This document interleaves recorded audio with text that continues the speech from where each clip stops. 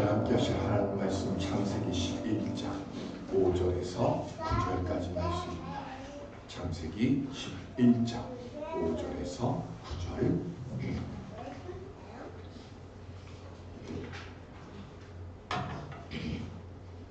여호와께서 사람들이 건설하는 그 성읍과 탑을 보려고 내려오셨더라.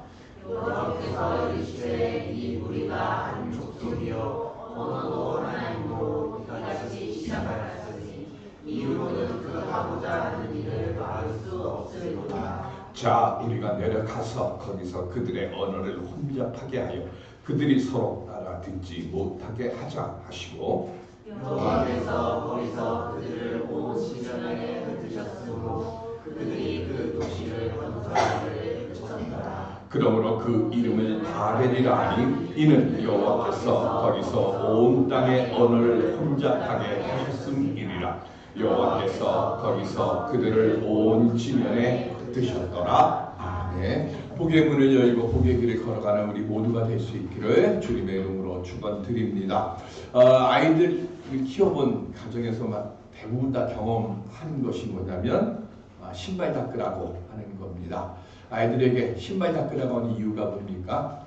용돈 주려고 하는 거죠. 어디서 또 본 거는 있어서 침태뱉고 그리고 대충 닦습니다. 아버지들 입장에서 보면 그냥 구두방에 가서 신발 닦는 것이 훨씬 좋습니다. 그런데 아이에게 굳이 신발을 닦으라고 하는 이유가 뭡니까? 투덜대면서도 그리고 대충 어리석게 하면서도 어쨌든 노동을 하면 신발을 닦으면 아버지가 예쁘다 하고 기분 좋게 용돈을 주죠. 하나님께서 왜 우리에게 시련해주고 고난해주면서까지 우리 보고 기도하라고 하고, 왜 우리 보고 예배의 자리를 지키라고 그러고, 왜 우리 보고 말씀을 묵상하라고 할까요? 마찬가지죠. 우리로 하여금 조금이라도 복된 길, 그리고 하나님의 자녀다움, 그리고 행복한 삶을 살아가게 하기 위해서 우리에게 지금 기도하라고 하고, 때로는 우리로 하여금 가슴이 치도록 아픔을 겪으면서 내게 주시는 그 말씀의 능력을 덧입으라고 하나님이 우리와 함께 하시는 겁니다. 달란트 비유나, 그리고 누가복음 19장에 나오는 열무나 비유나, 그리고 씨 뿌리는 자의 비유나 똑같이 결론으로 내리시는 말씀이 있어요.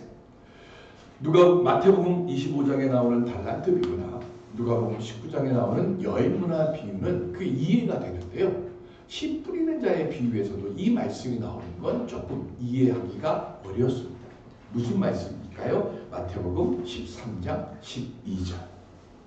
시작. 무릇 있는 자는 받아 넉넉하게 되에 없는 자는 그 있는 것도 빼앗기리라. 아멘. 달란트 비유나 열무나 비유에서는 그래 달란트 있는 거 5달란트 받은 사람에게, 그죠? 5달란트를 남겼으니까 1달란트 받은 사람이 아무것도 안 해서 어떻게 합니까? 그거를 뺏어가지고 10달란트를 가진 사람에게 주는 거니까 이 말씀이 이해는 되는 거예요. 그리고 한편으로 또 이해하지 않는 것이 뭐냐면, 그러면 예수님은 똑똑하고 일 잘하고 있는 사람은 더 가지라고 하고, 그리고 없는 사람은 원래부터 받은 게 조금밖에 없는 사람은 그 있는 것마저도 뺏겨가지고 아무것도 없게 하시려고. 이게 뭐 세상 경제 법칙이나 성경 속에 있는 얘기나 다를 게 하나도 없잖아. 우리 이렇게 생각할 수 있잖아요. 그런데 달란트 비유나 열무나 비유나 그거하고 전혀 다른 씨 뿌리는 자의 비유에서 지금 이 말씀을 하시는 거예요. 이 말씀이 언제 나오는가 하면, 제자들이 예수님이 씨 뿌리는 자를 비유로 말씀을 하시니까 묻습니다. 선생님, 왜 이런 이야기를 비유로 말씀하세요? 그랬더니 대답이 이 말씀이에요. 그러면 예수님이 말씀하시는 있는 자, 그리고 없는 자는 뭘까요? 우리가 생각하는 있는 자 뭐예요? 명예도 있고 돈도 있고 권세도 있고 이런 사람을 있는 자라고 할까요? 아마 성경이 그런 거를 있는 자라고 한다고 하면 성경에 안 써 있겠죠. 그러면 성경에서 말씀하시는 있는 자는 뭘까? 하나님께서 내게 주신 은혜, 지혜, 시간, 건강, 그런 것들에 대해서 뭐 하는 거예요? 감사하면서 그거를 소중히 여기며 사는 사람. 그런 사람들이 뭐라고요? 있는 자.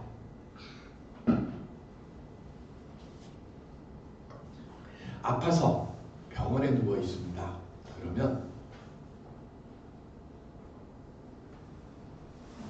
내가 이렇게 아파서 병원에 누워 있는데 예수님을 알게 해주셔서 예수님 감사합니다.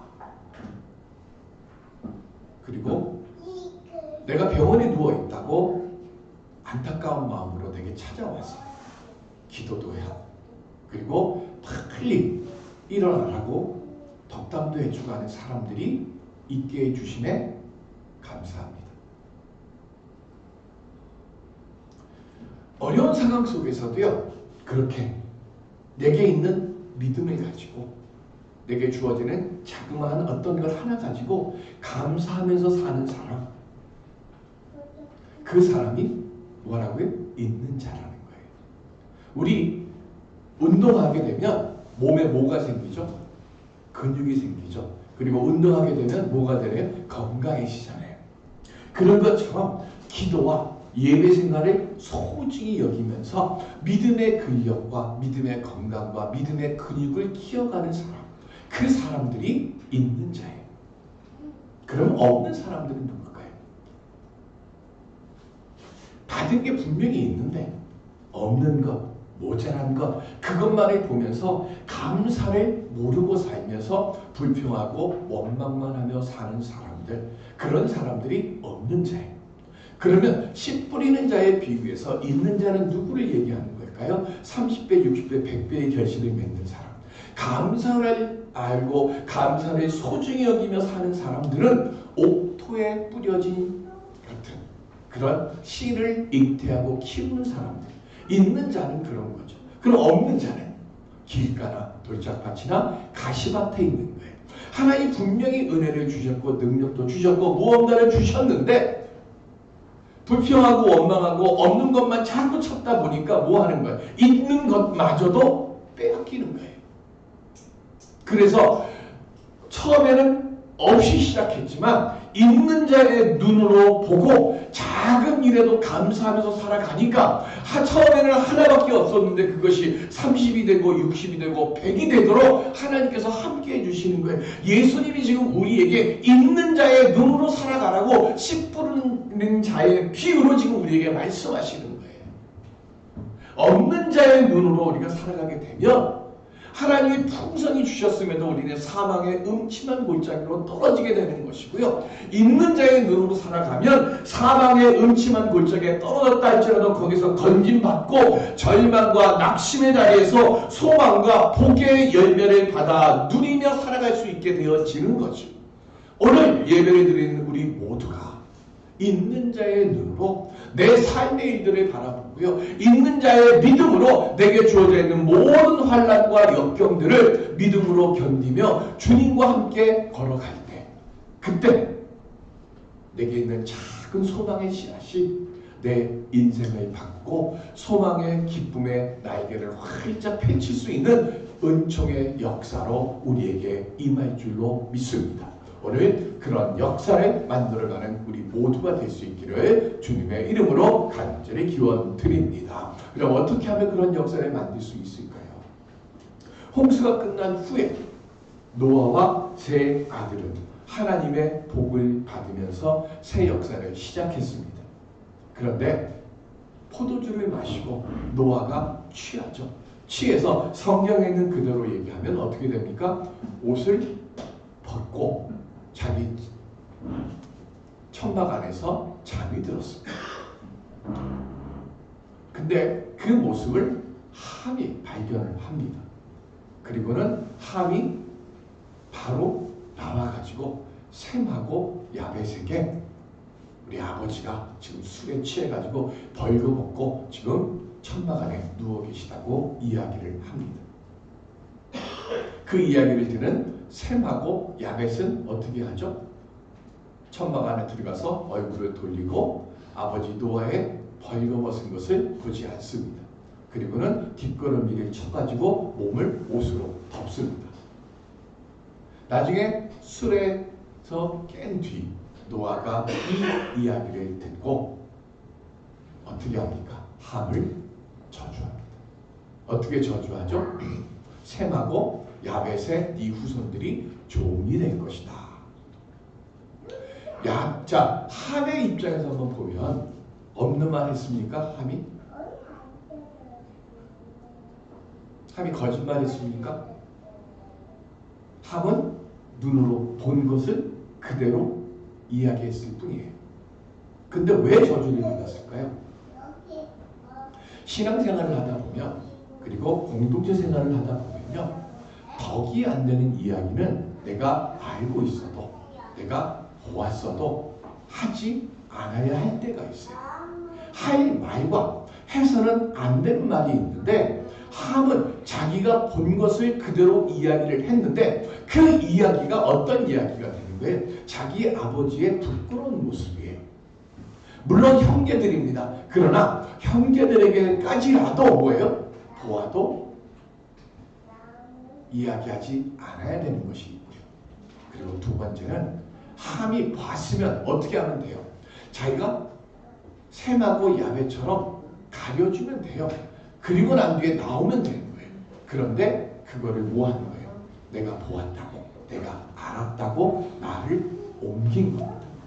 신앙생활에 있어서는요, 셈과 야벳처럼 해야 될 때가 더 많습니다. 근데 어쨌든 함의 입장에서 보면 자기의 입장에서는 억울한 거예요. 내가 거짓말한 것도 아니고 내가 본대로 얘기했는데 왜 내 후손들이 셈하고 야벳의 종노릇을 해야 돼? 그래서 이 저주의 사슬을 끊어보려고요. 아마 신원을 회복하려고 열심히 했었을 거예요. 그런데도 한 번 내려진 저주의 사슬은 끊어지지가 않습니다. 그래서 어떻게 합니까? 인간적인 방법으로 그러면 뭘 어떻게 할까를 생각하게 됩니다. 그 방법이 뭐예요? 육신의 힘을 키우는 거예요. 그 결과가 뭘까요? 창세기 10장 9절 시작. 그가 여호와 앞에서 용감한 사냥꾼이 되었으므로 속담에 이르기를 아무는 여호와 앞에 니무롯 같이 용감한 사냥꾼이로다 하더라. 아멘. 자, 함의 아들이 구스고요. 구스의 아들이 니무롯이에요. 그러면 니무롯은 함의 뭐가 되죠? 손자가 되는 거예요. 그러면 함의 입장에서 보면 지금 저주를 받았어요. 무슨 저주요? 셈하고 야벳에게 그들의 후손들에게 내 후손들이 뭐가 되는 거예요? 종이 되는 거예요. 그러면 종이 안 되려면 어떻게 해야 돼요? 종이 안 되려면 세상적인 힘을 가지면 되잖아요. 세상적인 힘 가지고 세상적인 물질도 가지고 권력도 가지고 그렇게 되면 종이 안 돼. 그래서 어떻게 합니까? 자기 아들 구스에게도 너 힘이 최고야, 체력이 최고야, 싸움 잘하는데 이걸 계속 얘기하는 거예요. 그러다가 그 열매를 누구를 통해서 맺는 거예요? 니무롯을 통해서 열매를 맺습니다. 자, 니무롯, 이 이름의 뜻이 뭐냐면 니무롯 마라드라고 하는 동사가 있는데 이 마라드라고 하는 동사가 뭐냐면 대적하다, 반역하다. 그런데 대적하다, 반역하다라고 하는 동사에서 명사로 딱 바뀌니까 뭐가 되는 거예요? 대적자가 되는 거예요. 그럼 누구를 향해서 대적할까요? 하나님을 향해서 대적하는 거예요. 왜? 아버지 노아가 지금 너희 후손들은 셈과 야벳의 뭐가 된다고요? 종이 될 것이다 라고 얘기한 거예요. 이건 누가 내린 거예요? 이건 누구의 거예요? 이건 하나님의 것이에요. 하나님의 것에 그럼 내가 저항하고 대적해서 내 후손들이 종노릇하지 않게 하려고 하면 어떻게 해야 돼요? 세상의 힘으로 그들이 가지고 있는 걸 뺏으면 될 거 아니에요.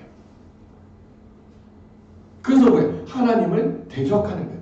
하나님의 뜻과 대적해가지고 침략하고 압제해가지고 백성들을 뭐 하는가 하면 지배하는 폭군이 됩니다. 그래서 니무롯 폭군이에요. 세상의 첫 용사가 되었다. 이 말의 뜻이 뭐냐면 세상에서 처음으로 정복의 전쟁을 했고 그 정복의 전쟁을 통해서 뭘 했어요? 식민지를 만드는 거예요.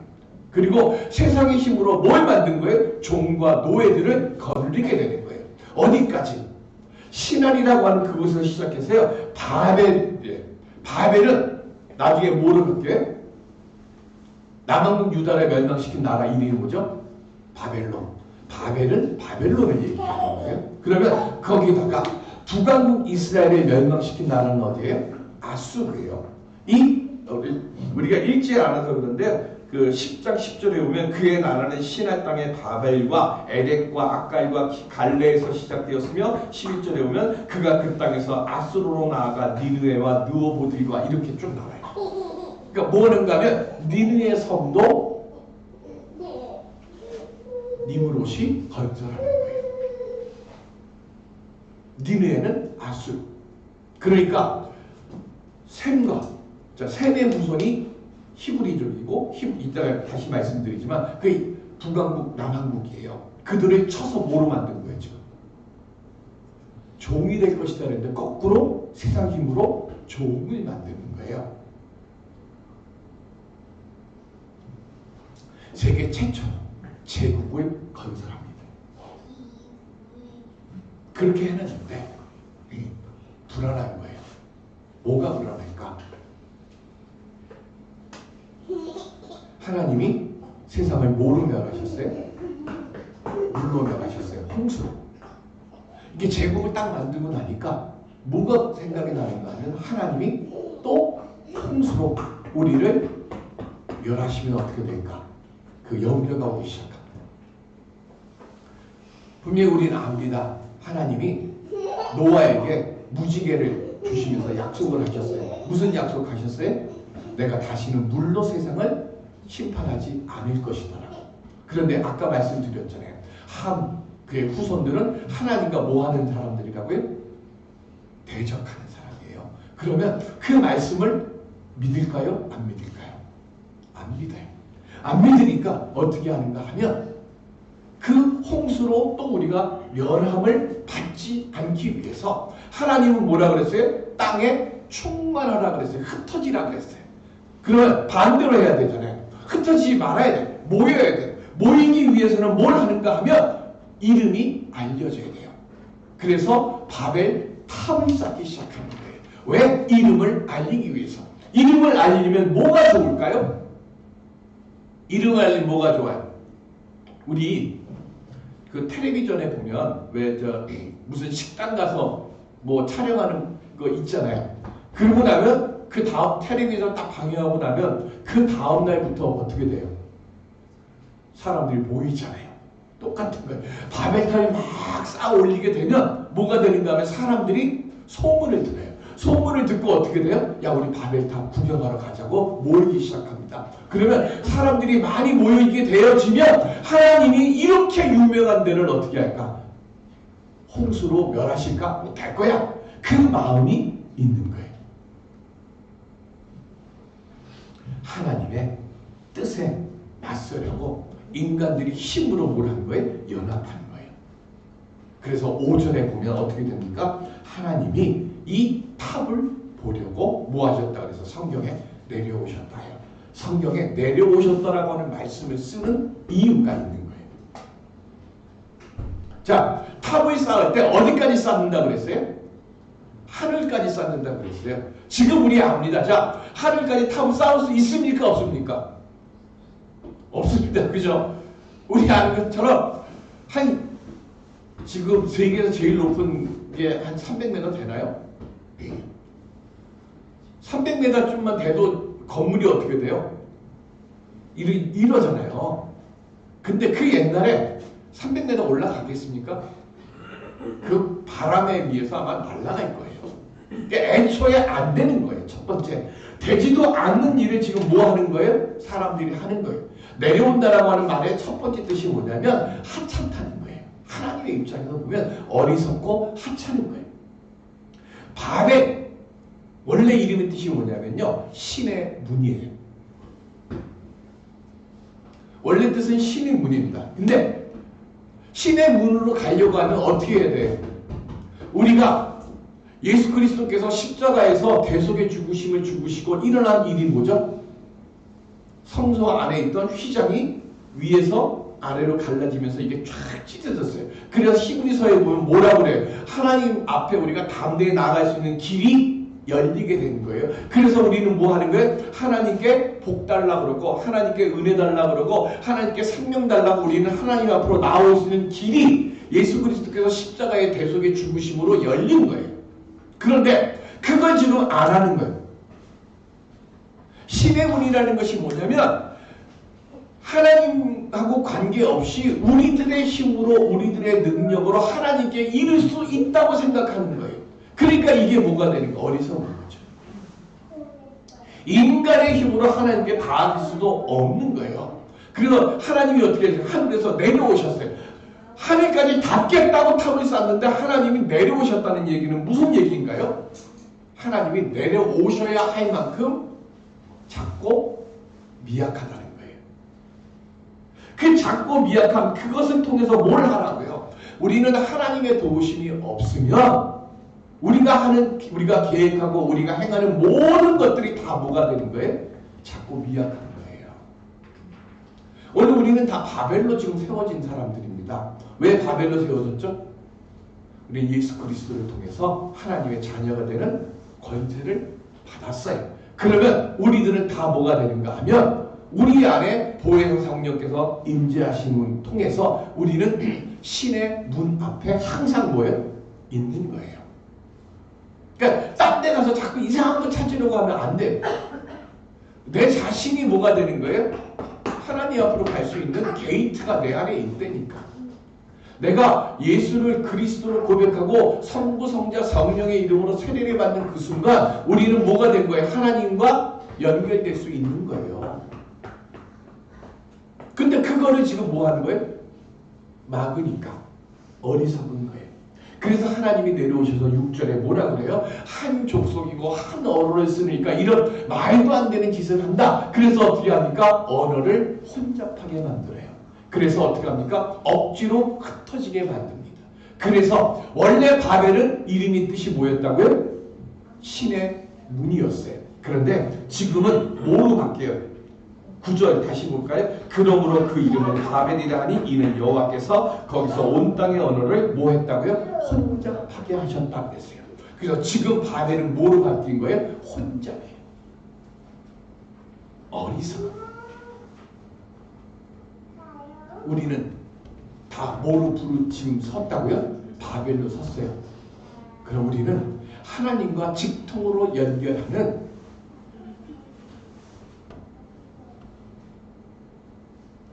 김재준 집사 DDD가 뭔지 알아요 혹시? DDD 몰라요? 서 집사님 DDD 혹시 알아요? 기억나요?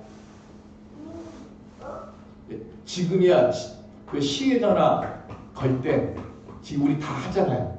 근데 옛날에 시외 전화 걸으려면 뭐 하는 거면 DDD라고 해가지고 그 저쪽에다가 연결해갖고 그쪽에서 광주 어디 연락해주세요 그러면 그쪽으로 연결해주고 이게 DDD예요. 너무 오래됐나? 네? 자, 뭐예요? 우리는 하나님에게 뭘 하는 거예요? DDD로 하는 게 아니라 직통전화예요. 그렇죠? 우리는 교환국에 있다가 DDD로 바뀐 거예요. 지금 잠깐. 그러니까 DDD 하면 뭐가 되는 거예요? 하나님께 가는 직통전화가 되는 거예요. 이제 교환국을 안 거쳐도 돼. 옛날에는 공중전화를 가가지고 아니면 집에서 뭐 할 때 이쪽에다 해가지고 거기서 안내원한테 얘기하면 거기서 키 꽂아가지고 옮겨줘서 전화를 하다가 DDD라고 하는 것이 생기면서 뭐가 되는가 하면 지방 번호 누르고 하면 바로 딱 연결되게 한 거란 말이에요. 우리는 뭘 하는 거예요? DDD로 된 거예요. 하나님께. 바벨. 근데 그거를 지금 뭐하는 우리 자꾸 잃어버리는 거예요. 잃어버리게 되니까 어떻게 되느냐? 창세기 10장 25절 시작. 에벨은 두 아들을 낳고 하나의 이름을 벨렉이라 하였으니 그때의 세상이 남이었으며 벨렉의 아우의 이름은 욕단이며 이렇게 되어 있습니다. 자, 여기 에벨 성경 공부할 때 제가 한번 말씀드렸어요. 에벨 카인의 우선 중에 헤벨이 나와요. 헤벨이나 에벨이나 다 똑같습니다. 이 말이 나중에 뭐로 가는가 하면 히브리로 가네요. 그래서 헤벨, 에벨 다 무슨 뜻인가 하면 강을 건너온 자라는 뜻이에요. 그러면 여기서 말하는 강은 뭐냐면 티그리스 강, 유브라데스 강이에요. 그 강 저쪽에 있다던 사람들이 이 강을 건너 들어오는 거예요. 그러면 티그리스 강, 유브라데스 강이 어느 쪽에 있는가 하면 최초의 인류 문화가 생긴 슈메르 문화라고 하는 것이 형성된 곳이 우르입니다. 지금의 저기 터키 저 위쪽 지역이에요. 그런데 그곳에서 이 가나안 땅, 하나님의 주시는 복 주시겠다 약속하셨던 이 땅으로 오려고 하면 뭘 해야 돼요? 강을 건너와야 되는 거예요. 그래서 여기서 에벨은 바로 그 얘기를 하는 거예요. 하나님의 복을 받은, 하나님이 심판을 하셔가지고 지금 뭐 하는 거예요? 강을 건너오는 자와 강 바깥으로 있는 자 해서 여기서부터 뭐가 생기는 거예요? 나님, 그 아들의 이름이 뭐라 그랬는가 하면 벨렉인데, 벨렉의 이름의 뜻이 뭐냐면 나님이에요. 그러면 뭐와 뭐로 나뉘는 거예요? 하나님의 구원받을 자와 구원받지 못할 자로 뭐 하게 되는 거예요? 나뉘는 것이 이 바벨의 사건으로 인해서 시작된 거예요. 그 벨렉의 아우의 이름은 뭐라고 그랬어요? 욕단이라고 그랬습니다. 이 욕단은 누구의 조상이냐면 아라비아족의 조상이에요. 그리고 이 벨렉은 누구의 조상이냐면 아브라함의 조상입니다. 그래서 히브리 하면 뭘 뜻하는 거예요? 원래 히브리 하게 되면 먼지란 뜻도 있고요, 노예라는 뜻도 있어요. 그런데 원래 히브리라고 하는 이 뜻은, 이 말의 뜻은 구원을 얻기 위해서 강을 건너온 자들의 후손이라는 뜻이에요. 그래서 아브라함의 조카 이름이 뭐죠? 롯이죠. 그 롯이 붙잡혀가지고 끌려갑니다. 끌려갈 때 그 소식을 그 소돔 땅에 같이 살고 있던 사람이 아브라함에게 와서 알려줘요. 우리 여기는 없으니까 한번 찾아볼까요? 창세기 14장 13절. 창세기 14장 13절.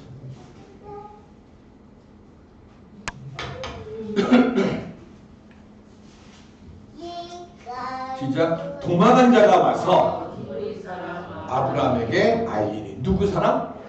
히브리 사람. 성경에 유일하게 아브라함을 히브리 사람이라고 기록해 놓은 것이 여기에 있어요. 그러면 자, 아브라함을 누구라고 그랬다고요? 히브리 사람 이렇게 돼 있어요. 성경에 이미 기록되어 있거든요. 히브리 사람.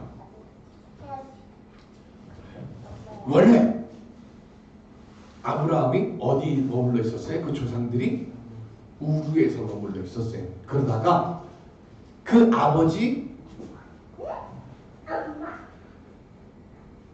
데라가 우르를 떠나가지고 어디에 머물러요?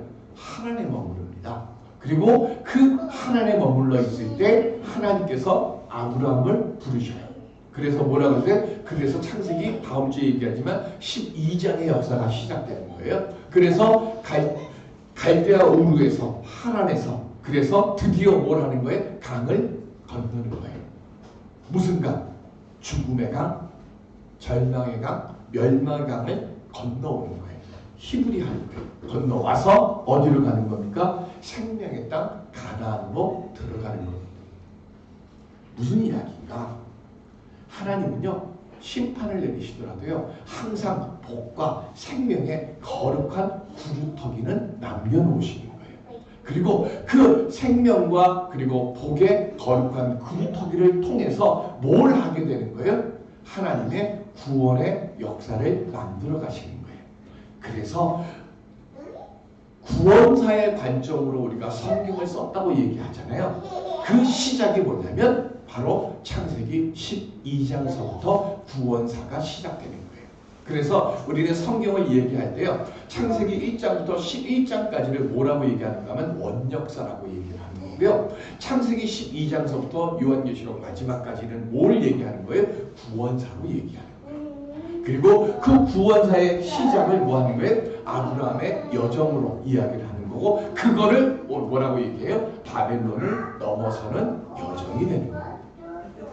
구원사의 여정으로 볼 때 이 바벨탑 사건으로 인해서 강제로 흩어졌던 세상이 회복되는 때가 있어요. 언제입니까? 예수님이 십자가에서 죽으시고 부활하셨습니다. 부활하시고 난 뒤에 승천하셨어요. 승천하시고 난 뒤에 제자들이 자, 예수님 부활하시고 40일 동안 계시다가 승천하셨습니다. 그리고 난 뒤에 이스라엘에 3대 축제가 있습니다. 그 중에 예수님이 승천하시고 맞은 첫 번째 축제가 오순절이에요. 이 오순절에 거룩한 디아스포라, 유대인들이, 흩어져 있던 유대인들이 성전으로 오게 됩니다. 오게 되는데 두려운 거예요. 제자들이. 그들에게 복음을 전해야 되는데, 그래서 어떻게 합니까? 성전에 모여서 기도하기 시작합니다. 기도했더니 어떤 일이 일어납니까? 사도행전 2장 4절 시작. 그들이 다 성령의 충만함을 받고 성령이 말하게 하심을 따라 다른 언어들로 말하기를 시작하니라. 아멘. 바벨로 인해서 뭐 했어요? 언어가 흩어졌었어요. 언어는 그대로 있고요. 사람들도 다 그대로 있어요. 그런데 오순절 성령 능림을 통해서 어떤 일이 일어납니까? 내가 우리나라 말로 이야기하는 것 같은데 듣는 사람에게 있어서는 로마 사람에게는 로마 말로 들리게 되는 거고요. 미국 사람에게는 영어 말로 들리도록 성령의 역사를 통해서 무슨 일이 일어나는 거예요? 방언의 역사로 언어가 통일됩니다. 바벨을 우리가 넘어서기 위해서 반드시 알아야 될 것, 우리가 성령 충만을 사모하고 보혜사 성령님의 도우심을 갈망해야 하는 것. 그러면 어떻게 우리가 성령 충만을 지킬 수 있을까요? 데살로니가전서 1장 3절 시작. 너희의 믿음의 역사와 사랑의 수고와 우리 주 예수 그리스도에 대한 소망의 인내를 우리 하나님 아버지 앞에서 끊임없이 기억하리니. 아멘. 여기 보면 이게 뭐가 있는가 하면 사도 바울의 3대 핵심 사역이 나와요. 뭐뭐의 첫 번째 믿음의 역사, 두 번째 사랑의 수고, 세 번째 소망의 인내. 이거를 온전히 지켜가려고 하면, 하나님 앞에서 지키려고 하면 우리는 다 뭐한 사람이 된다고요? 성령 충만한 사람이 된다는 거예요. 그러려면 어떻게 될까?